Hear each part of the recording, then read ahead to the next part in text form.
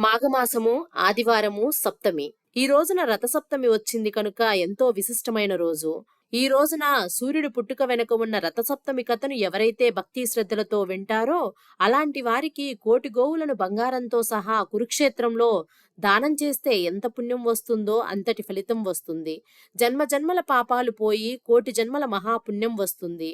ఆ సూర్య భగవానుడు ఆశీస్సులు కలిగి జీవితంలో తిరుగులేని రాజయోగాన్ని పొందుతారు. మరి రథసప్తమి వెనుక ఉన్న పవిత్ర కథను ఇప్పుడు విందాము. పూర్వం కశ్యపుడు అనే ఒక ప్రజాపతి ఉన్నాడు. ఆయనకు అదితి మొదటి భార్య. దక్ష ప్రజాపతికి 13 మంది కుమార్తెలు. వీరిలో పెద్ద కుమార్తె పేరు అదితి. దక్షుడు యొక్క 13 కుమార్తెలను కశ్యపుడు పెళ్లి చేసుకున్నాడు. అదితి, దితి, వినత, కద్రువ, మానవ, సురస వీళ్ళంతా కూడా దక్షుడు కుమార్తెలు. అందులో మొదటి కుమార్తె అదితి. ఆవిడకు పుట్టిన కుమారులు కాబట్టి ఇంద్రాదులందరినీ ఆదిత్యులు అన్నారు. ఒకసారి ఈ భూమండలంలో రాక్షసులు విపరీతంగా పెరిగిపోయారు. ద్వితిపుత్రులైన దైత్యులు అంటే రాక్షసులు. వీళ్ళు దేవతలను సర్వనాశనం చేయటం మొదలుపెట్టారు. ఋషులను నాశనం చేయడం మొదలుపెట్టారు. యజ్ఞాలు పాడు చేశారు. అధర్మం విపరీతంగా పెరిగిపోయింది. దైత్యులను ఎలా అరికట్టాలో తెలియక దేవతలంతా తల్లిదండ్రుల దగ్గరికి వచ్చి ఇలా మొరపెట్టుకున్నారు. ఓ అదితి, కశ్య ప్రజాపతులారా, మీరు మా తల్లిదండ్రులు. మీ పుత్రులైనటువంటి రాక్షసులు మమ్మల్ని నాశనం చేస్తున్నారు. దితిపుత్రులు సమస్త లోకాలను విధ్వంసం చేసి బ్రతకనివ్వకుండా చేస్తున్నారు. ఈ రాక్షసుల నుండి మమ్మల్ని రక్షించండి అని ఇంద్రాది దేవతలు కశ్యపుణ్ణి, అదితిని వేడుకున్నారు. అప్పుడు అదితి కశ్యపుడితో కలిసి సూర్యభగవానుణ్ణి ప్రార్థించారు. సూర్యుడు అఖండ తేజోవంతుడు. వాళ్ళ ప్రార్థనకు సంతోషించి వెంటనే ప్రత్యక్షమయ్యాడు. ఇక సూర్యుణ్ణి ఎంతో భక్తి శ్రద్ధలతో పూజించారు కశ్యపుడు, అదితి. దానికి ఆ సూర్యభగవానుడు ఇలా అన్నాడు, మీకేం వరం కావాలో కోరుకోండి అని అడుగుతాడు. దానికి వారు, స్వామి, రాక్షస సంహారం కోసం నువ్వు మా కడుపున పుట్టి లోకములను నాశనం చేస్తున్న దైత్యులను సంహరించి యజ్ఞములను రక్షించవలసిందిగా, అలాగే ఇంద్రాది దేవతలకు స్వర్గం వచ్చేలా చేయవలసిందిగా ధర్మ సంస్థాపన చెయ్యి అని అడుగుతారు. దానికి సూర్యుడు తదాస్తు అని, నేను మీ కడుపులో ప్రవేశించి మళ్ళీ అవతరిస్తాను, కొడుకునై పుడతాను అని అంటాడు. ఇచ్చిన మాట నిలబెట్టుకుని అదితి గర్భంలో కశ్యప ప్రజాపతి ద్వారా ప్రవేశించాడు. సూర్యభగవానుణ్ణి అదితి తన గర్భంలో ధరించింది. సూర్యుడి తేజస్సు అదితి కడుపులో ప్రవేశించింది. 1000 సంవత్సరాల పాటు అదితి గర్భం ధరించింది. అంటే సూర్యుణ్ణి అదితి గర్భంలో 1000 ఏళ్లు మోసింది. ఈ 1000 సంవత్సరాల పాటు అదితి మంచినీళ్లు తాగలేదు, అన్నం తినలేదు, ఉపవాసంతో ఉంది. దాంతో కశ్యపుడికి కోపం వచ్చి, కడుపులో ఉన్న పిల్లవాణ్ణి చంపేస్తావా ఏంటి, చనిపోయిన పిండం పుడుతుందేమో అని మందలించాడు. అప్పుడు ఆవిడ, బెంగ పెట్టుకోకు, కడుపులో ఉన్నవాడు సామాన్యుడు కాదు, మహాత్ముడు పుడతాడు, ఉపవాసమున్న కొద్దీ ఇంకా బలంగా పుడతాడు అన్నది. అలా అనగానే కడుపులో నుండి పిల్లవాడు బయటకు వచ్చాడు. ఈ విధంగా అతిథికి కశ్యపుడికి ఇచ్చిన మాట నిలబెట్టుకుని సూర్యభగవానుడు కొడుకుగా పుట్టిన తిథి మాఘమాసము శుక్లపక్షము సప్తమి. దీనినే మనం సూర్య జయంతిగా రథసప్తమిగా జరుపుకుంటున్నాము. తేజోస్వరూపుడైన సూర్య భగవానుడు అతిథికి కశ్యపుడికి జన్మించినటువంటి దివ్యతిథి ఈ రథసప్తమి. ఈ విధంగా సూర్య భగవానుడు అతిథికి పుట్టి ఆదిత్యుడిగా పిలువబడుతున్నాడు. ఆ భగవంతుడు వెంటనే 7 గుర్రములు కల రథం ఎక్కి ఆకాశ మార్గానికి వెళ్లిపోయి తిరిగి తన సూర్యబింబంలో లీనమైపోయాడు. 7 గుర్రములు కల రథం మీద ఆ స్వామివారు సప్తమి నాడు తిరిగి తన సూర్యమండలానికి వెళ్లిపోయాడు కనుక దీనిని రథసప్తమి అని పేరు వచ్చింది. సూర్యభగవానుడు పుట్టగానే తల్లిని తండ్రిని అనుగ్రహించి దీవించి వారి కోరిక మీద మిట్ట మధ్యాహ్నం సమయం కల్లా 7 గుర్రముల రథం ఎక్కి సూర్యమండలం చేరుకున్నాడు. అలా సూర్యుడు పుట్టగానే ఆయన చేతిలో తామర పువ్వుతో పుట్టాడు. 4 చేతులతో శంఖం, చక్రం, అభయహస్తం, తామర పువ్వుతో జన్మించాడు. ఇక అదితి కశ్యపుడు ఇలా అన్నారు, నాయనా, నీవు మా కుమారుడివై పుట్టి మమ్మల్ని తరింపచేశావు.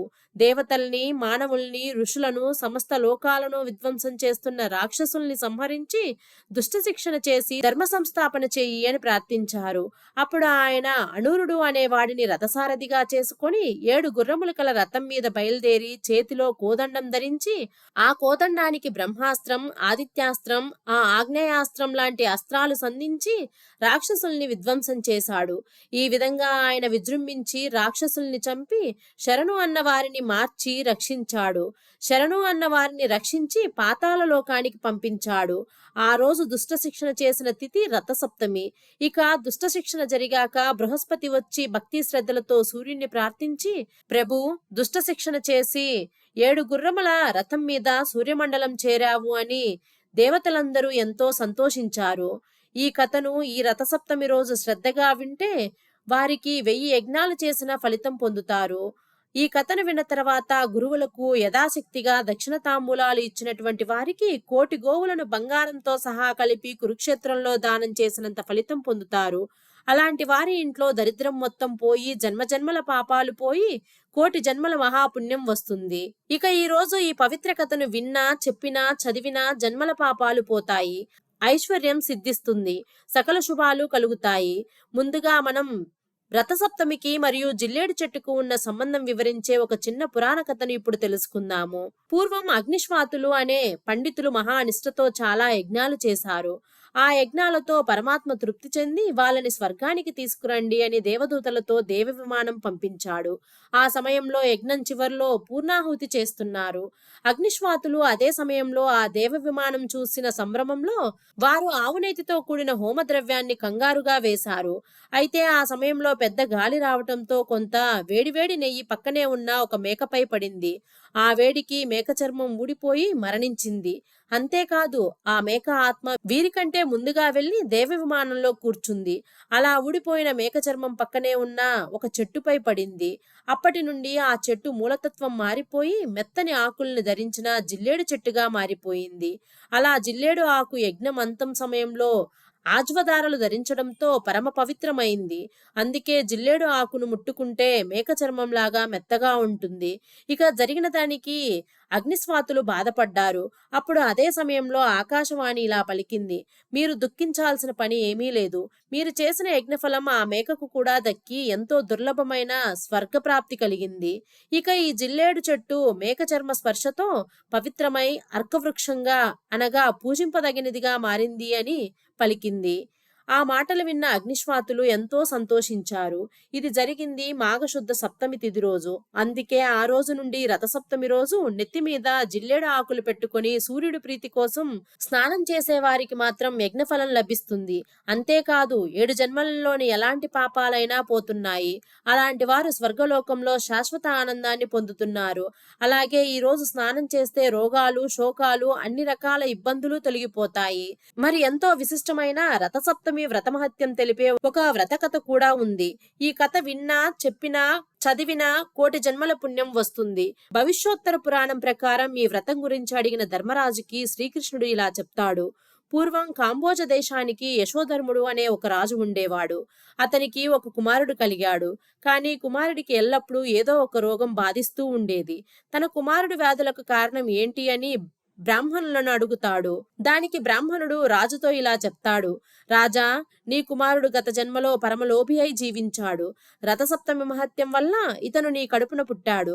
గత జన్మలో లోభి అవ్వటం వల్ల రకరకాల వ్యాధులతో బాధపడుతున్నాడు అని చెప్తాడు. రాజు దానికి పరిహారం చెప్పమని వేడుకొనగా అప్పుడు ఇలా చెప్తాడు, ఓ రాజా, ఏ వ్రతం వల్ల నీకు కుమారుడు కలిగాడు అదే వ్రతాన్ని ఆచరిస్తే పాపాలన్నీ పోతాయని చెప్తాడు. ఆ విధంగా రథసప్తమి వ్రతం ఆచరించి పాపాలన్నీ నశించి చక్రవర్తిగా వెలుగొందుతాడు. అంతటి పవిత్రమైన దినం రథసప్తమి. సూర్యభగవానుడు ఉదయకాలమందు బ్రహ్మగా, మధ్యాహ్న కాలమందు మహేశ్వరుడుగా, సాయంకాలమందు విష్ణు స్వరూపంగా ప్రకాశిస్తూ ఉంటాడనేది పురాణవచనం. అలానే ఈరోజు లక్ష్మీ నరసింహ పురాణంలోని తప్పక వినవలసిన కథ గురించి తెలుసుకుందాము. ఈ కథను ఈ రోజు వింటే చాలు, ఎలాంటి పాపాలైనా పటాపంచలైపోతాయి, మహాపుణ్యం వస్తుందని లక్ష్మీ నరసింహ పురాణం ప్రకారం సూత మహాముని భరద్వాజ మహర్షి సూర్యుని పుత్రులైనటువంటి అశ్విని దేవతల గురించి వివరించమని అడగగా సూత మహాముని ఇలా చెప్పడం ప్రారంభించాడు. భరద్వాజ, అదితి మరియు కశ్యపులు పుణ్య దంపతులు. వారి సంతానమే ఆదిత్యుడు. అతనే సూర్యభగవానుడు. సూర్యభగవానుడి కాంతికి కటిక చీకట్లైనా తొలగిపోవలసిందే. అంతటి ప్రచండ తేజస్సు కలవాడు సూర్యభగవానుడు. సూర్యభగవానుడికి విశ్వకర్మ సంధ్య అనే పేరు గల తన అందమైన కూతుర్ని కూతుర్ని ఇచ్చి వివాహం చేశాడు. సంధ్య సూర్యభగవానుడితో కాపురం చేస్తుంది. కానీ ఆనందంగా ఉండలేకపోతుంది. ఎందుకు అంటే సూర్యుని వేడి భరించలేకపోతుంది. ఇలా కొన్ని రోజులు కాపురం చేసి ఇక ఆ వేడి భరించలేక పుట్టింటికి వెళ్ళి వస్తా అని చెప్పి వెళ్ళిపోతుంది. అనుకోకుండా వచ్చిన కూతుర్ని చూసి, సంధ్య ఎలా ఉంది నీ కాపురం? నీ భర్త నీకు అనుకూలంగా ఉన్నాడా అని లాలిస్తున్నట్లు అడుగుతాడు విశ్వకర్మ. దానికి సంధ్య కన్నీళ్లు పెట్టుకొని, తండ్రి, నా భర్త అయినటువంటి సూర్యుని వేడి భరించలేకపోతున్నాను. ఏ రోజుకు ఆ రోజు ప్రాణాలతో భయపడి ఇక భరించలేక ఇక్కడికి వచ్చాను. అందుకు సంతోషించు అని చికాకుగా మాట్లాడింది. దానికి విశ్వకర్మ, సంధ్య, చికాకు పడకు. బుద్ధిమంతురాలైన భార్య భర్త దగ్గర ఉండటమే మంచిది. అత్తవారి ఇంట్లో స్వర్గమైన నరకమైన కష్టసుఖాలు అనుభవించడమే కాపురం తల్లి. ఏది ఎలా ఉన్నా సతికి పతిసేవయే పరమధర్మం. అదే సౌభాగ్యం. కాబట్టి వెంటనే ఆయన వద్దకు వెళ్ళు. నేను త్వరలో వచ్చి ఆయన ప్రతాపాన్ని కొంతవరకు తగ్గిస్తాను అని నచ్చచెప్పి అల్లుడి దగ్గరికి పంపుతాడు. ఆ విధంగా సంధ్య సూర్యుని తాపాన్ని భరిస్తూ సంసారం జరుపుతూ ఉంటుంది.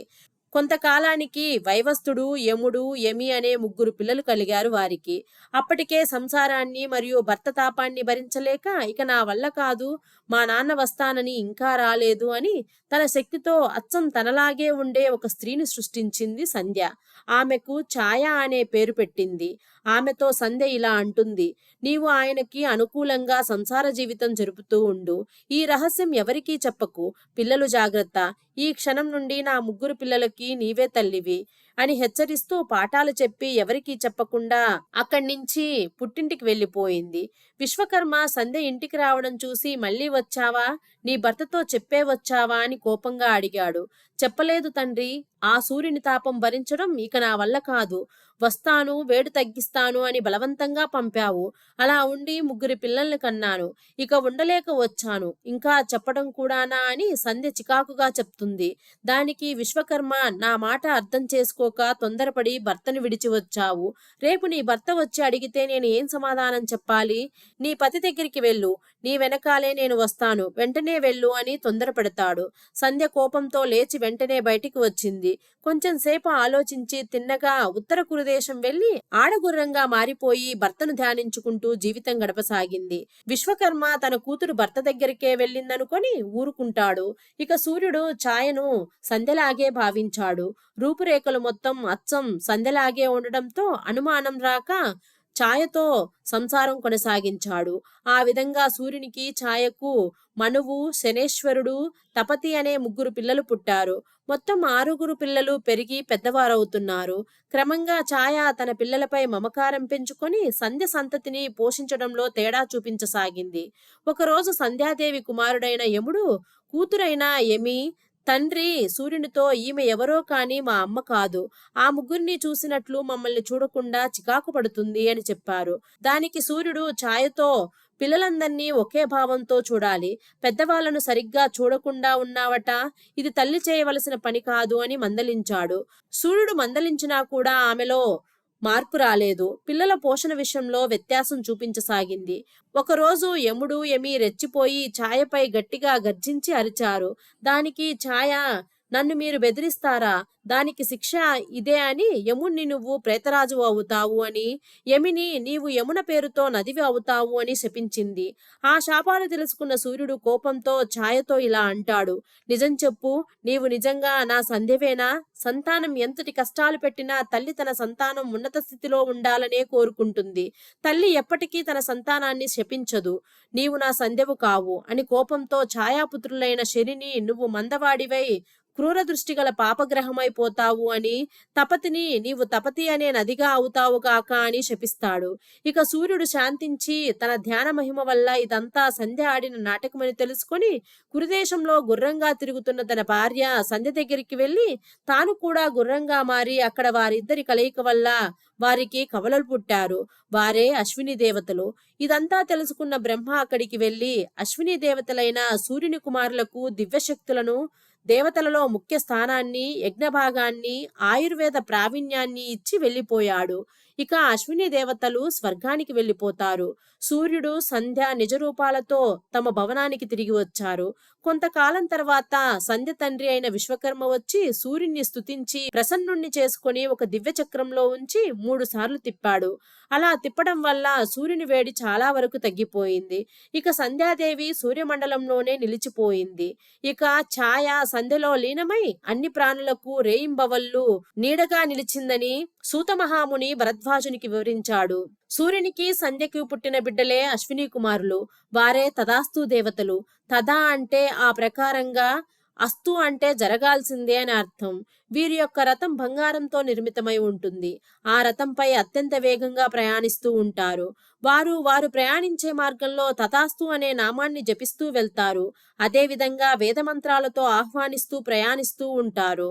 వీరు సంచరించే సమయంలో మనం చెడు మాటలు అనకూడదు. అలా అంటే వీరు తథాస్తు అంటారు. వీరు తథాస్తు అంటే అది తప్పక జరిగి తీరుతుంది. అశ్విని దేవతలు సాయం సంధ్య వేళలో సంచరిస్తూ ఉంటారు. కాబట్టి ఈ సమయంలో మన గురించి చెడుగా అనుకోవడం చేయకూడదు.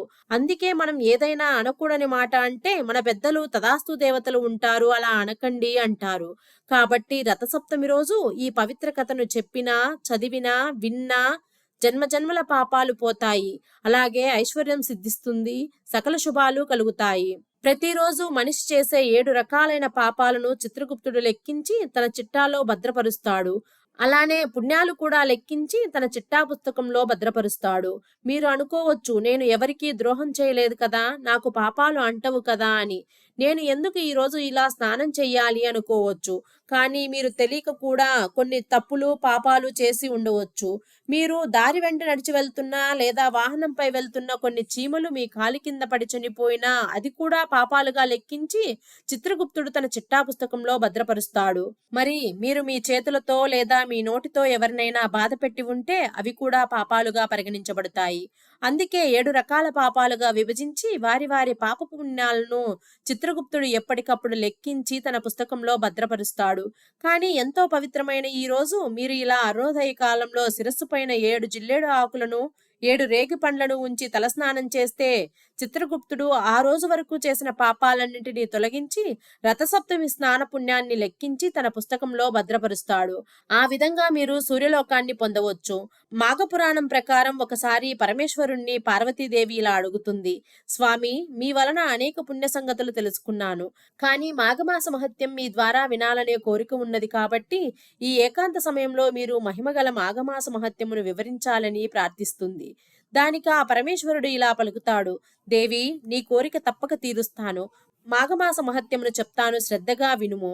సూర్యుడు మకర రాశి యందు ఉండగా మాఘమాసమందు ప్రాతకాలమున ఏ మానవుడు నదిలో స్నానం చేస్తాడో అతడు సకల పాపముల నుండి విముక్తుడు అవడమే కాక మోక్షం పొందుతాడు. దీనికి సంబంధించిన ఒక పవిత్ర కథ ఉంది, చెప్తాను, శ్రద్ధగా విను అని ఇలా చెప్పసాగాడు.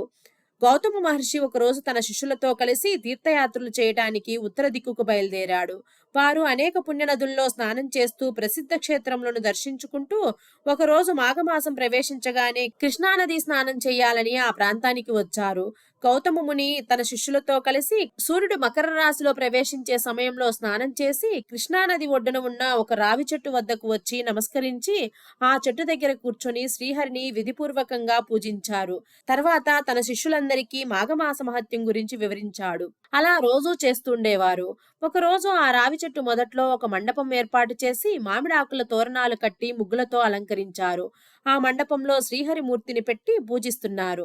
ఆ విధంగా పూజిస్తున్న సమయంలో అక్కడకు ఒక ఆడకుక్క వచ్చి భగవంతునికి పూజ చేస్తున్న పూజా విధానమంతా రెప్పలార్పకుండా దీక్షతో చూస్తూ ఆ రావి చెట్టుకు ఎదురుగా కూర్చుని ఉంది. ఇక శిష్యులు వారి వద్ద ఉన్న కర్రతో దాన్ని బెదిరించారు. ఆ కుక్క అక్కడి నుంచి లేచి చెట్టు చుట్టూ తిరిగి మళ్ళీ అక్కడికే వచ్చి కూర్చుంది. మళ్ళీ శిష్యులు అలానే బెదిరించారు. మళ్ళీ ఆ కుక్క ఆ చెట్టు చుట్టూ తిరిగి మళ్ళీ వచ్చి అక్కడే కూర్చుంది. మళ్ళీ శిష్యులు బెదిరించగా మూడవసారి కూడా వెళ్ళినట్లు వెళ్లి చెట్టు చుట్టూ తిరిగి వచ్చింది. ఆ మండపం చుట్టూ ప్రదక్షిణలు చేసినందున, అది మాఘమాసమైనందున వెంటనే ఆ కుక్క రూపం వదిలి ఒక రాజుగా మారిపోయింది. ఆ రాజు సకల ఆభరణములు ధరించి మునుల ఎదుట నిలబడ్డాడు. ఆ మునులకు నమస్కరించాడు. అక్కడ ఉన్న కుక్క అలా రాజుగా మారిపోవటాన్ని చూసిన మునులు గౌతమ మహర్షి ఎంతో ఆశ్చర్యపోయారు. అంతటా గౌతమ మహర్షి రాజుతో ఇలా అన్నాడు, ఓయి, నీవు ఎవరు? ఇలా మారటానికి కారణమేమిటి అని ప్రశ్నించాడు. దానికి రాజు, మునీశ్వరా, నేను కళింగరాజును. మాది చంద్రవంశం. నా పేరు జయచంద్రుడు. నాకు అన్ని విద్యలయందు ప్రావీణ్యం ఉంది. నా దేశాన్ని ధర్మ మార్గంలో పరిపాలన చేస్తూ ఉన్నాను. దాన ధర్మములు అంటే నాకెంతో ఇష్టం. నేను అనేక దానాలు చేశాను. అనేక ప్రాంతాల్లో చెరువులు తవ్వించాను, నూతులు తవ్వించాను. బాటసారులకు నీడనిచ్చే అన్నసత్రములు, మంచినీటి చలివేంద్రములు, మరెన్నో పుణ్యకార్యాలు చేశాను. అనేక దేవాలయాలు నిర్మించి దైవ విగ్రహాల ప్రతిష్ఠ చేయించాను. పురాణాల్లో ఉన్న అన్ని ధర్మాలను చేశాను. కానీ నేను ఇలా ఆడకుక్కగా జన్మించాను. దానికి కారణం లేకపోలేదు.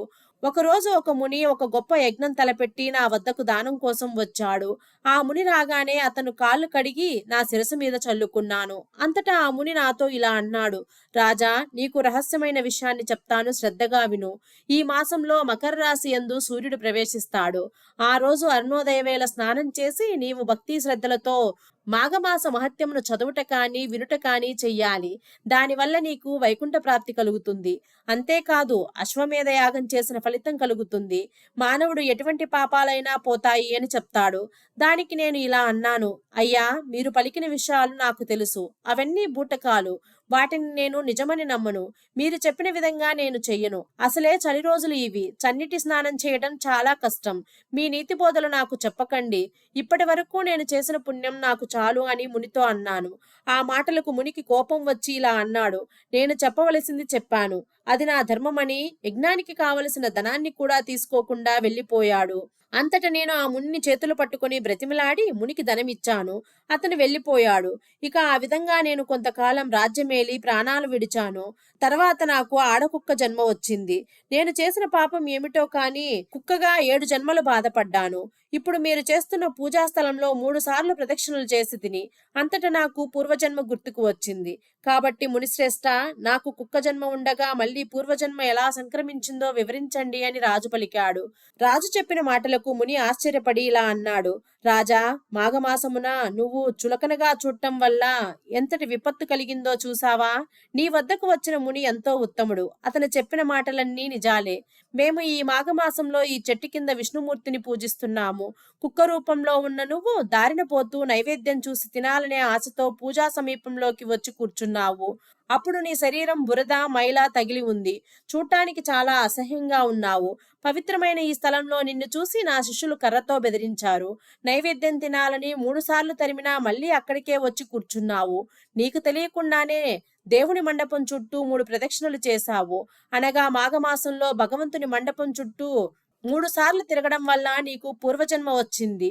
దీనికే ఇంత పుణ్యం వస్తే ఇక నీవు మాఘమాసమంతా నదిలో స్నానం చేసి భగవంతుణ్ణి పూజించి మాఘపురాణం వింటే ఎంతటి ఫలితం వస్తుందో ఊహించుకో అన్నాడు. అంతటా ఆ రాజు ఆ మునికి ధన్యవాదాలు చేశాడు. పార్వతీదేవి పరమేశ్వరుడు చెప్పాడు కాబట్టి, దేవి, పాపములు చేయువాడు, క్రూర కర్మములు ఆచరించేవాడు, సిగ్గు విడిచి తిరిగేవాడు, బ్రాహ్మణుని తిట్టినవాడు మొదలైన పాపములు చేసిన వారు మాఘమాసంలో ఉదయాన్నే నదీ స్నానానికి వెళ్లి వారికి ఉన్న పాపాలన్నీ నశిస్తాయి. చలిగా ఉన్నదని స్నానం చెయ్యనని మానవుడు తనకు లభించే పుణ్యఫలాన్ని కాలితో తన్నుకున్నట్లే అవుతుందని పార్వతీదేవికి పరమేశ్వరుడు మాఘమాసం మహిమ గురించి వివరించాడు. ఎంతో విశిష్టమైన ఈ మాఘమాసం ఆదివారం సప్తమి రోజున రథసప్తమి యొక్క విశిష్టతను, అదే విధంగా సూర్యుడి పుట్టుకను, మాఘమాస మహత్యం తెలుసుకున్న మనందరికీ కూడా ఆ దేవుడు ఆశీస్సులు ఎల్లవేళలా ఉండాలని కోరుకుంటూ ఈ రోజు ఈ వీడియోకి సెలవు.